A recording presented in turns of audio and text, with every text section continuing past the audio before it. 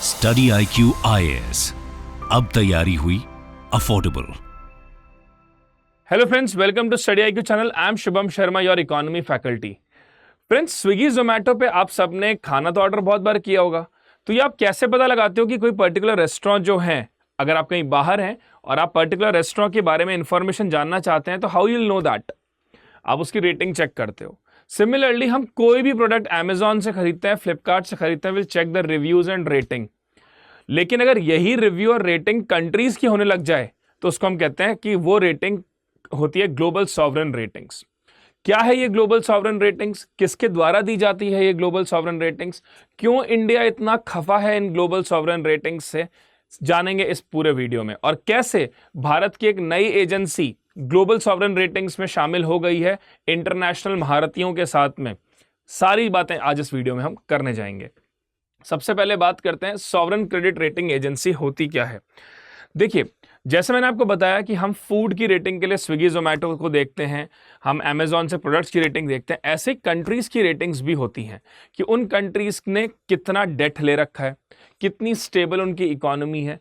ये रेटिंग्स जो की जाती हैं, ये कुछ इंटरनेशनल एजेंसीज के द्वारा की जाती हैं, जिनका खुद का एक इंडिपेंडेंट इवैल्यूएशन होता है। मतलब ये खुद अपनी रिसर्च, जो इनकी टीम होती है, इनके जो एक्सपर्ट्स होते हैं, वो इन रेटिंग्स को करते हैं, इन रेटिंग्स को देखते, इन रेटिंग्स को बनाते हैं कंट्रीज की अलग अलग स्टैंडर्ड्स के अकॉर्डिंग। इनमें से कुछ पॉपुलर नाम है जैसे Fitch, standard and poor, Moody's. ये कुछ प्रॉपर ऐसी इंटरनेशनल एजेंसीज हैं जो कंट्रीज को रेट करती हैं उनके स्टैंडर्ड्स के अकॉर्डिंग, जैसे कि कितना उनका डेट है, कितनी उनकी इकोनॉमी स्टेबल है, एंड सो ऑन। तो इसमें अलग अलग रेटिंग्स दी जाती है। यूजुअली जो डेवलप्ड नेशंस हैं, यूएस है या फ्रांस है, इनकी रेटिंग्स कंपैरेटिवली ऊपर होती हैं। वहीं जो डेवलपिंग नेशंस हैं उनकी रेटिंग थोड़ी सी कम, और जो अंडर डेवलप्ड नेशंस होते हैं उनकी रेटिंग और भी खराब। तो बात करेंगे इन सब चीजों के ऊपर। सबसे पहले चीज, फैक्टर्स बिहाइंड द रेटिंग। क्या फैक्टर्स होते हैं इन रेटिंग्स के पीछे? तो एक तो होता है क्वालिटेटिव फैक्टर, एक होता है क्वांटिटेटिव फैक्टर्स।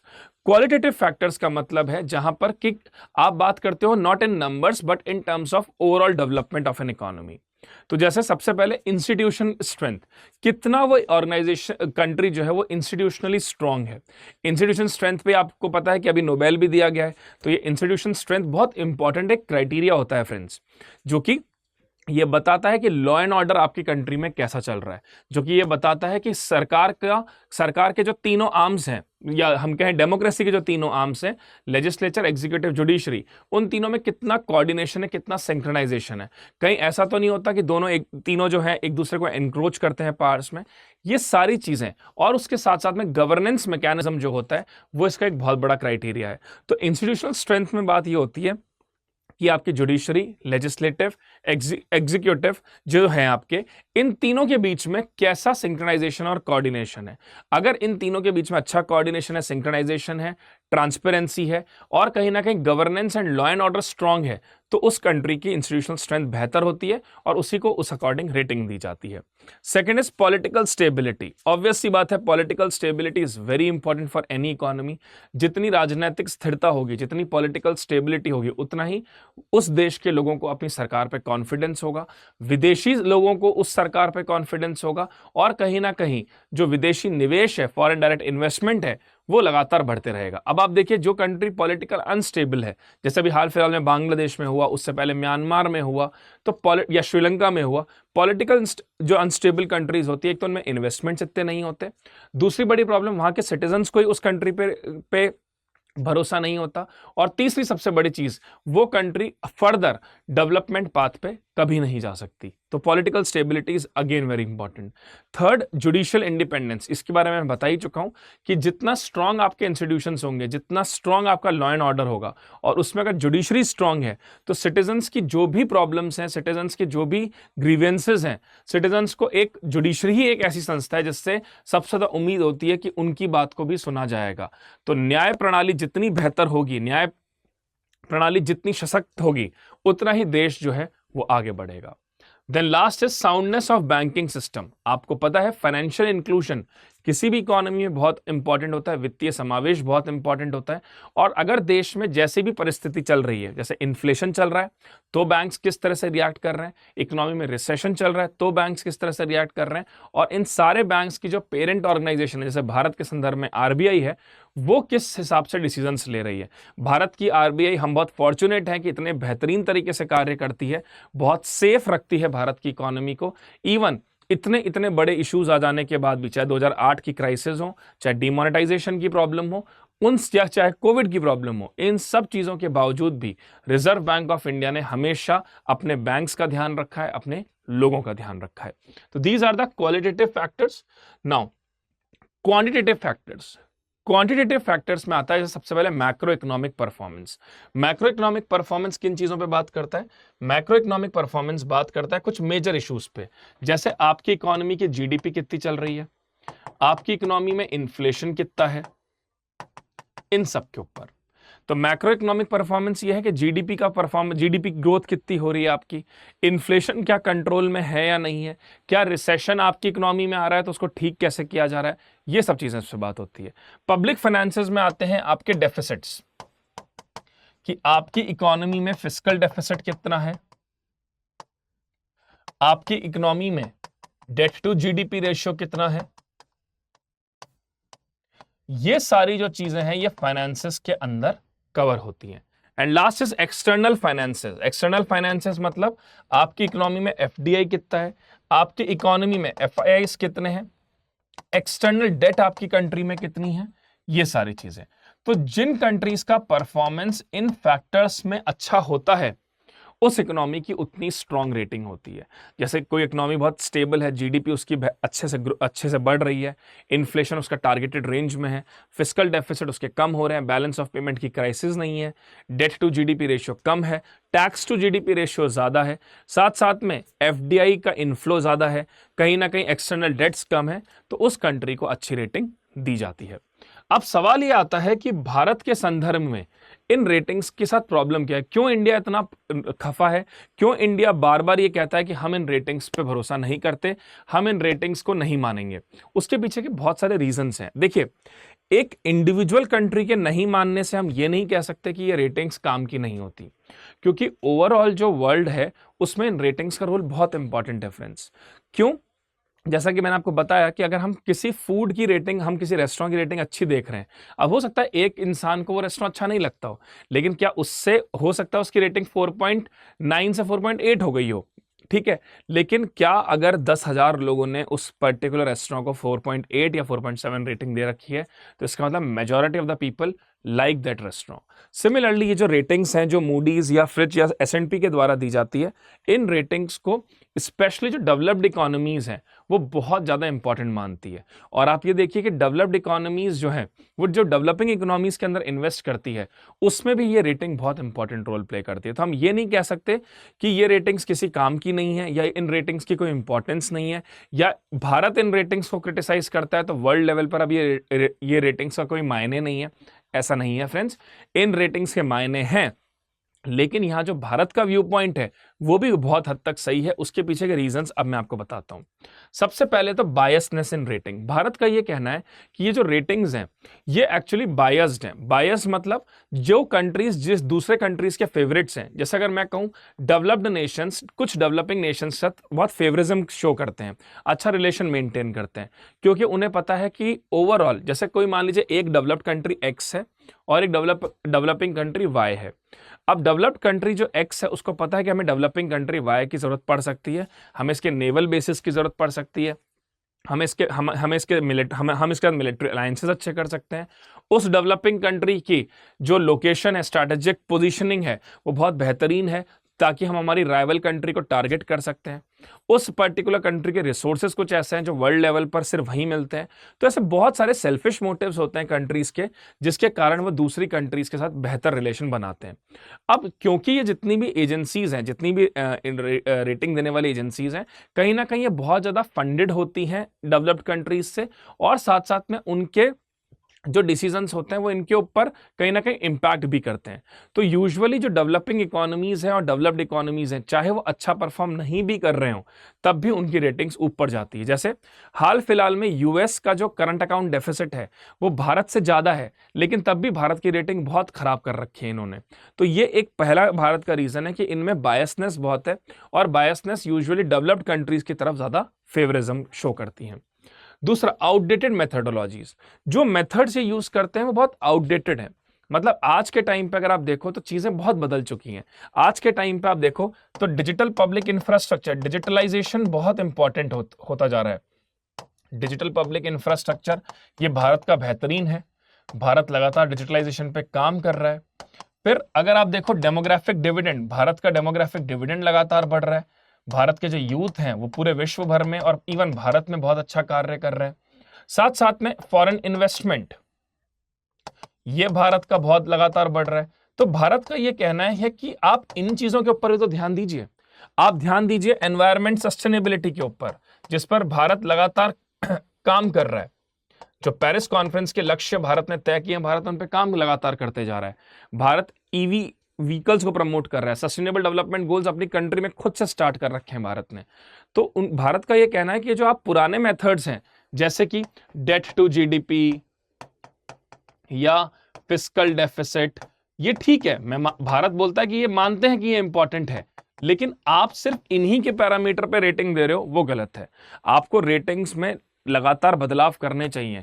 जैसे जैसे टेक्नोलॉजी चेंज होती जा रही है, जैसे जैसे ग्लोबलाइज वर्ल्ड की डिमांड बढ़ते जा रही है, वैसे आपको अपने रेटिंग्स के पैरामीटर को ब्रॉड करने की जरूरत है। तो ये बात भारत की बिल्कुल सही है यहाँ पे कि जो जो पुरानी मेथडोलॉजीज हैं, भारत ये नहीं कह रहा कि आप इन मेथड्स को मत फॉलो करिए, लेकिन अपनी मेथडोलॉजी में कुछ नए बदलाव लाइए। और वो नए बदलाव कैसे हैं? डिजिटल पब्लिक इंफ्रास्ट्रक्चर है, डेमोग्राफिक डिविडेंड है, इलेक्ट्रॉन एनवायरमेंट सस्टेनेबिलिटी है, फॉरेन इन्वेस्टमेंट्स हैं, इनको भी अपनी रेटिंग्स में उतनी ही इंपॉर्टेंस दीजिए। तीसरी बात, ignoring structural reforms and policy measures. देखिए, स्ट्रक्चरल रिफॉर्म्स और पॉलिसी मेजर्स जो भारत लेकर आया है वो बहुत बड़े हैं। जैसे इतनी बड़ी बड़ी प्रॉब्लम्स के बाद भी, जैसे डीमोनेटाइजेशन के बाद भी भारत ने अपनी अर्थव्यवस्था को संभाले रखा। कोविड जैसी महामारी के बाद भी भारत ने अपनी इकोनॉमी को गिरने नहीं दिया। बहुत सारे देश ऐसे थे जो कोविड के बाद में एक तरह से कोलैप्स हो गए, लेकिन भारत की इकोनॉमी ने एक proper U shape recovery follow करी। ठीक है, तो इसलिए कहीं ना कहीं ये बहुत इंपॉर्टेंट हो जाता है कि हम स्ट्रक्चरिंग मेजर्स भी देखें। क्या भारत जो है उसने 2020 के जो इतनी बड़ा महासंकट विश्व पे आया था, उसके बाद क्या भारत की इकोनॉमी कोलैप्स हो गई? जी नहीं। भारत की इकोनॉमी एक फास्टेस्ट ग्रोइंग इकोनॉमीज में काउंट हुई है पिछले 2 सालों के अंदर। तो अगर आप ओवरऑल देखें तो स्ट्रक्चरल रिफॉर्म्स जो भारत ने करे हैं, स्पेशली डिमोनेटाइजेशन के बाद में और स्पेशली कोविड के बाद में, वो कमांडेबल है, वो सराहनीय है। फिर चौथी चीज, अंडरस्टैंडिंग इकोनॉमिक रेजिलियंस। जो रेजिलियंस है, जो भारत ने रेजिलियंस शो किया है इतने बड़े ग्रेव इश्यूज के बाद में, जो भारत लगातार एक ग्रोथ प्रोग्रेस के ऊपर लगातार काम कर रहा है, सस्टेनेबिलिटी को ध्यान में रख रहा है, उन सब चीजों की भी वैल्यू की जानी बहुत जरूरी है। प्रॉब्लम यह है कि जितने भी ये अंतर्राष्ट्रीय संस्थाएं हैं वो कहीं ना कहीं सिर्फ 2-3-4 पैरामीटर्स के ऊपर ही काम करती है, उन्हीं पर सोचती है। अब अगर किसी देश का डेट टू जीडीपी रेशियो बढ़ रहा है, लेकिन अगर उस डेट से वो कैपिटल एक्सपेंडिचर क्रिएट करके कैपिटल एसेट्स जनरेट कर रहे हैं, तो लॉन्ग टर्म में वो फ्रूटफुल ही होंगे ना उस देश के लिए। तो ठीक है, मानते हैं फिस्कल डेफिसिट एक इंपॉर्टेंट चीज है, लेकिन आप वो चीजें भी देखिए जो किसी इकोनॉमी ने लास्ट 4-5 साल में पूरे वर्ल्ड को एक तरह से अचंभित कर दिया है। जहां हम बात करें कि पूरे विश्व में एक बात थी कि सेमीकंडक्टर्स की शॉर्टेज है, भारत सेमीकंडक्टर्स में एक नया सनराइज सेक्टर बनता जा रहा है। सेकेंडली, पूरे विश्व में एक ये चीज थी कि पीपीई किट जो हैं वो नहीं बन रहे थे। भारत ने पीपीई किट बनाए भी और अपने नेबरिंग कंट्रीज को बांटे भी। तो कहीं ना कहीं ये बहुत इंपॉर्टेंट है कि आप इकोनॉमिक रेजिलियंस को भी देखिए। फिर डोमिनेंट सेक्टर्स, जो भारत के डोमिनेंट सेक्टर्स हैं, उनको ये चीजें ओवरलुक कर देती हैं। भारत के डोमिनेंट सेक्टर है उसका डिजिटल इंफ्रास्ट्रक्चर, भारत के डोमिनेंट सेक्टर है उसके सर्विस बेस्ड इकोनॉमी, भारत का डोमिनेंट सेक्टर है उसके एफडीआई, भारत का डोमिनेंट सेक्टर से कम होता हुआ करंट अकाउंट डेफिसिट। लेकिन इन चीजों पर ध्यान नहीं दिया जा रहा। और लास्ट में impact on investment and policy decision, ये मैं बताया मैंने आपको। भारत में जिस हिसाब से इन्वेस्टमेंट बढ़ रहे हैं, जो भारत सरकार की नई नीतियां आ रही हैं, नई पॉलिसीज आ रही हैं, उनको पूरी तरह से ओवरलुक किया जा रहा है इन संस्थाओं के द्वारा। तो अब एक मैंने कुछ ग्राफिकल रिप्रेजेंटेशंस भी बनाए। अब आप ये चीज देखिए, इंडिया का जो करंट अकाउंट डेफिसिट था वो लास्ट ईयर 0.7% था अपनी जीडीपी का। बता देता हूं मैं आपको करंट अकाउंट क्या होता है। करंट अकाउंट मतलब जो day to day transactions economies की होती है, जैसे एक्सपोर्ट इंपोर्ट है, रेमिटेंसेस हैं, ट्रांसफर्स हैं। एक्सपोर्ट इंपोर्ट आप सब समझते होंगे। रेमिटेंसेस का मतलब है भारत के लोग, जैसे मान लीजिए मेरे चाचा लंदन रहते हैं, वो पैसा मुझे इंडिया भेज रहे हैं, दिस इज रेमिटेंसेस। ट्रांसफर, मैं मान लीजिए अपने पैसे अपने भाई को यूएस भेज रहा हूं, यूके भेज रहा हूं, ये ट्रांसफर होता है। Interest paid, interest receive. तो करंट अकाउंट डेफिसिट जो है भारत का, वो 0.7% है जीडीपी का, जो कि बहुत बेहतर है कुछ अलग अलग देशों से। यूएस और यूके का मैं एग्जांपल लूं तो ये एक पाई चार्ट के एक बार डायग्राम के हिसाब से मैंने पूरा एक कंपाइलेशन देखा। उसमें देखिए इंडिया का ओवरऑल जो डेफिसिट है वो कंपैरेटिवली कम होता जा रहा है। वहीं आप देखिए यूके का -2.2, यूएस का -3.0, उसके अलावा भारत का देखें तो -1.2 है। That's very very good in comparison to UK and US. But still India को जो रेटिंग दे रखी है वो दे रखी है BBB-। आगे अब अगर आप ओवरऑल देखें कि government debt to GDP ratio को अगर देखें तो ये भी भारत का यूएस और यूके से कम है। भारत का जो debt to GDP ratio overall बहुत ज्यादा है, लेकिन स्टिल 122.1 यूएस का है और 101.1 यूके का है। Still we are not getting that much of good ratings. तो these are the reasons why India is so much inferior rated with these particular agencies, that despite giving the best performances, despite giving the best results, we are not getting the good ratings from them. और अब एक बहुत ही बढ़िया और बहुत अच्छी खुशखबरी हम सबके लिए, भारत की एक संस्था है केयर एज। ये विश्व के ग्लोबल रेटिंग एजेंसीज के अंदर शामिल हो गई है। अब तक जो वर्चस्व था इन 3-4 बड़ी बड़ी एजेंसीज का, उस वर्चस्व में भारत का भी नाम शामिल हो गया है। जो केयर एज है वो ग्लोबल सॉवरन रेटिंग्स में अब भारत की अब रेटिंग्स देगी। हाल फिलहाल में जो इसने रेटिंग दे रखी है इंडिया को, वो इन्होंने भी BBB पॉजिटिव दी है और यूएस को AA पॉजिटिव दी है।